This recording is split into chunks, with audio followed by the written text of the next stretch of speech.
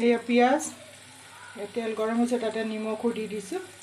যাতে তেলটো সোনকালে গৰম হয় হৈয়ে গ'ল তেল গৰম পিঁয়াজখিনি দি দিওঁ কি বনাম কোৱা নাই বাৰু এতিয়ালৈকে গমেই পাইছোঁ চাগে ইমানখিনি পিঁয়াজ দি কি বনাম বেছি পিঁয়াজ দি কি বনোৱা হয় পনীৰ বনালেতো পিঁয়াজবোৰ গুড়ি কৰি দি দিয়া হয় পেষ্ট বনাই পেলাই এনেকৈ কৰি পনীৰ খুব কমেই বনোৱা হয় গমেই পাইছোঁ আৰু কি বনাম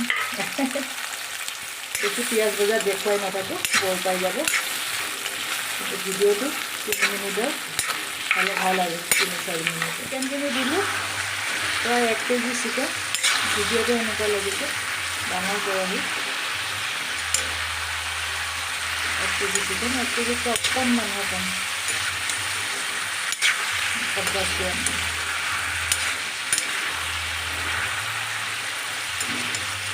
এটা চিকেনৰ লেগ চাইডটো লৈ লৈছোঁ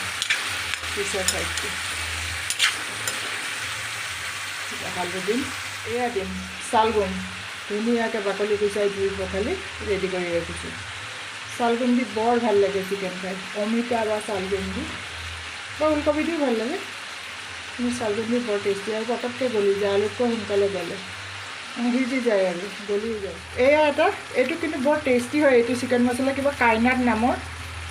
কি ব্ৰেণ্ড নাজানো কিন্তু এইটো মই ইউজ কৰিছোঁ খুবেই ভাল কাইনাট এইটো এভাৰেজ বা MDS নহ'লেও অত্যন্ত ভাল বৰ টেষ্টি হয় এইটো মাজে মাজে মই এইটো ইউজ কৰোঁ কাইনাট এয়া কাইনাট এয়া কাশ্মীৰী ৰং গুড়া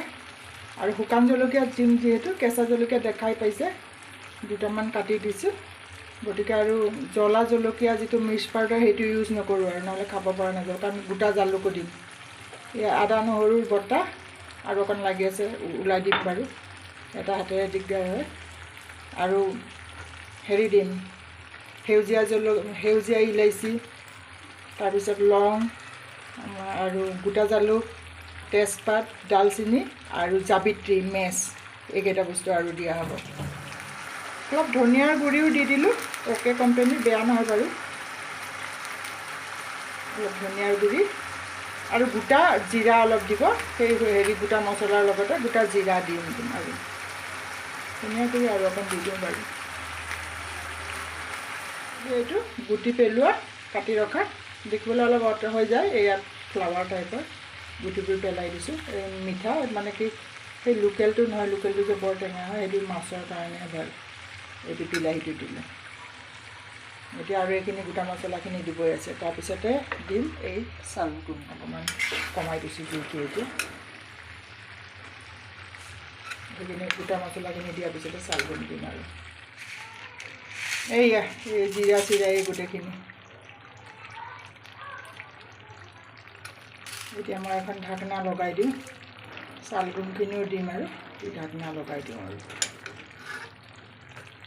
যেতিয়া খাব নিজে নিজে চিলনী জীয়েকৰ নিচিনা খানা বনাই প্ৰথমতে অলপ বেছি জুইত ভজাৰ পিছত তাৰপিছত ঢাকি পেলাই গৈ কাম মাজে মাজে আহি লৰাই থাকিলে হ'ল আৰু ঢাকনা দিছোঁ হেতাখন আঁতৰাই দিম বাৰু জুইটো অলপ কমাই দিছোঁ মানে বেছি জুইত প্ৰথমতে অলপ ভাজি ল'ব লাগে এইকাৰণে গোন্ধটো নাহিবৰ কাৰণে এই যে চিকেনৰ এটা কেঁচা গোন্ধ বা যিকোনো হেৰিবিলাকৰে অলপ বেছি জুইত ভাজি তাৰপিছত মিডিয়ামত ভাজি তাৰপিছত কম জুইত দি থোৱা মাজে মাজে আহি লৰাই থাকা এয়া সিজি থাকক আৰু জুইটো আৰু বঢ়াই নিদিওঁ কাৰণ আৰামছে তেতিয়া টিভি চিভি চাই থাকিম এনেকৈ হৈ যাব বেছি জুইত যিহেতু ভজা আছে গতিকে নগোন্ধাই 10-12 মিনিট শান্তিৰে টিভি চালোঁ এতিয়া আৰু 10-12 মিনিটত একেবাৰে হৈ যাব আৰু আকৌ ঢাকি থৈ দিওঁ অলপ লৰাই বগৰাই দিলোঁ আৰু এইবিলাক পিঁয়াজ আৰু বিলাহী হেৰি কি কয় চালগুম আৰু পিঁয়াজ আৰু বিলাহীৰ জোলে একটু পানী দিয়া নাই আৰু পানী নিদিওঁ এনেকৈ হৈ যাব চালগুম বা অমিতা দিলে বেলেগে পানী দিব নালাগে আৰু গ্ৰেভি হৈ যাব ধুনীয়াকৈ ডাঠ গ্ৰেভি ফ্ৰাই হৈয়ে গ'ল এই দেখিছেনে কেনেকৈ গলি গৈছে এইবোৰ এইয়ে একেবাৰে চালগুম গলি গৈছে চালগুম সোনকালে গ'লে সেইকাৰণে ভালো লাগে খাই বৰ টেষ্টি হয় চালগুম অমিতাত যদি থাকে সেয়া একদম মাংস দিব নাই Thank you for watching my dear viewers. Please like and subscribe. আৰু 1 মিনিটতে নমাই দিম আৰু চালগুম দিছোঁ যিহেতু ধনিয়া নিদিওঁ আৰু ধনিয়া পাত তেতিয়া আকৌ এটা বেলেগ টাইপৰ চেণ্ট আহিব ধনিয়া পাত আছে কিন্তু নিদিওঁ চালগুম বা অমিতা দিলে ধনিয়া পাত দিয়াৰ কোনো জৰুৰতেই নাই